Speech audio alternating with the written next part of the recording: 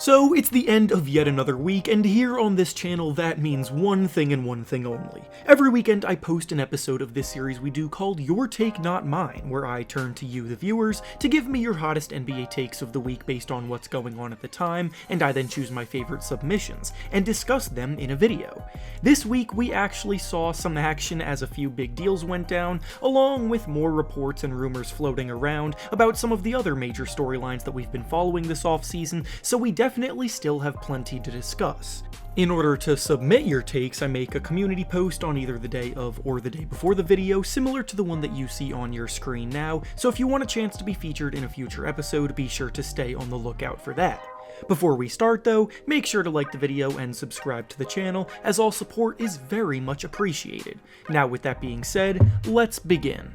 The first take we'll be discussing today comes to us from Sprock, and he says that the Patrick Beverley move does absolutely nothing for the Lakers. He didn't specify which move he was referring to in his actual take, but based on the picture that I used for the prompt being of LeBron and Patrick Beverley, I assume he means this move, and of course, with a trade like this going down, people are going to have opinions on it from all ends of the spectrum. The Lakers will always be one of the most overanalyzed teams in the NBA, simply because of their stature as a franchise. Plus, they're coming off of a season where they fell short of all expectations by a mile, so the pressure has been on for them to seek out a solution to get back to the top. Prior to the events of this week, the Lakers have found themselves in plenty of rumors, but very little action was actually done, and the signings that they have made have been insignificant for the most part. Trading Stanley Johnson and Talon Horton-Tucker for Patrick Beverley is the biggest move that they've made this offseason, and I personally think it is a good move for them, but how good is up for debate. Sprock here saying that the move doesn't change anything about their outlook for next season is obviously way too negative, but simultaneously, it's not the kind of addition that shoots them up any power rankings. Patrick Beverley is a great role player who has helped every team he's played for make the playoffs every year of his career. His attitude, specifically defensively, is infectious, he's a willing and able spot-up shooter, and he plays with as much heart as anyone. The Lakers still have a ton of questions they need to answer regarding how they are going to fix the Russell Westbrook and LeBron James partnership. Anthony Davis needs to bounce back this season after having 2 mediocre seasons in a row, and the team's depth still leaves a lot to be desired, but bringing Patrick Beverley in is a step in the right direction. The next take we'll be discussing today comes to us from OJ, and on the topic of the Lakers, he says that if Russell Westbrook is surrounded by shooters, then he can have a bounce-back season this year. To put it simply, the Lakers desperately need a bounce-back season from Russ this year if they're going to have any chance of making a playoff run. You can argue the Lakers didn't exactly set him up for success in his role on the team, and it probably does need to change if he's going to be more effective, but at the end of the day, Russ was just flat out bad for large stretches of the year, and he needs to be accountable for that. Russ has always been at his best throughout his career when the offense has been run through him, giving him the ultimate green light to either attack or facilitate. That type of play style, however, has not resulted in the level of team success that would make it worth it, as every season since Kevin Durant left the Thunder, Russell Westbrook has either been eliminated in the first round of the playoffs or missed the playoffs altogether. Russ needs to accept the fact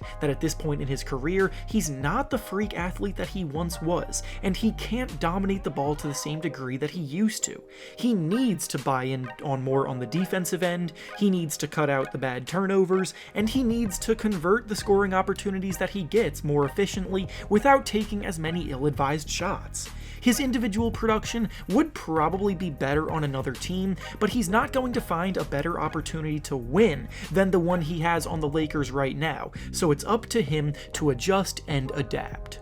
The next take we'll be discussing today comes to us from Arnold, and he says that it would actually be a good idea to try to play Ben Simmons at center this season because of his versatility in the era of positionless basketball. This take comes in relation to some news that came out earlier this week about how the Nets are pondering the idea of running Ben at the center spot this season, so it more than likely will be experimented with at some point this year. The Nets lost Andre Drummond, Blake Griffin, and signed LaMarcus Aldridge this offseason, and they didn't really replace them with any other centers, so there are minutes to be had at the center spot in their rotation. Ben's unique skill set has always brought some out-of-the-box ideas regarding how to tap into it and unlock it, because he's 6'10" with a lot of the skills of a guard. Theoretically, putting him at center could create some mismatches. The only issue with this plan is what happens theoretically has always greatly differed from what happens in reality.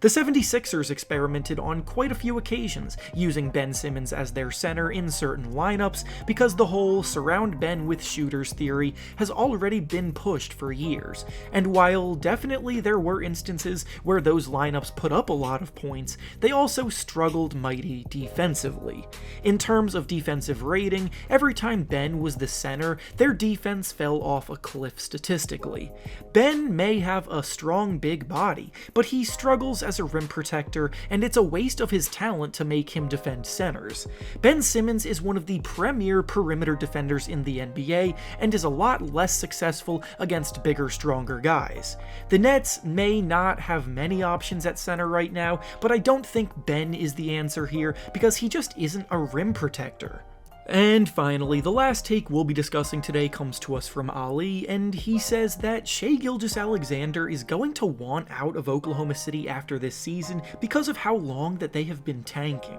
The idea of tanking to the degree that we see in the league now is still a relatively new concept, and while it is more widely accepted amongst the league and fans now, we do need to recognize the downsides of it. To this day, people still talk down on the 76ers' process tanking days, but that lasted them all of a little over 3 years before they were back competing for a playoff spot. Plus, they were back in the playoffs during Joel Embiid's second season on the court and Ben Simmons' first season on the court, so once they got their franchise guys, they were able to turn it around quickly. The idea of tanking is to find yourself a franchise cornerstone or two and then build around it from there, and the Thunder are taking this idea and stretching it out. Next season will be Shai's 4th season on the Thunder, the 3rd season of their tank, and they still don't seem anywhere close to competing at a high level. Shai is supposed to be their star, and yet the team is still more focused on future draft capital than building a team around him,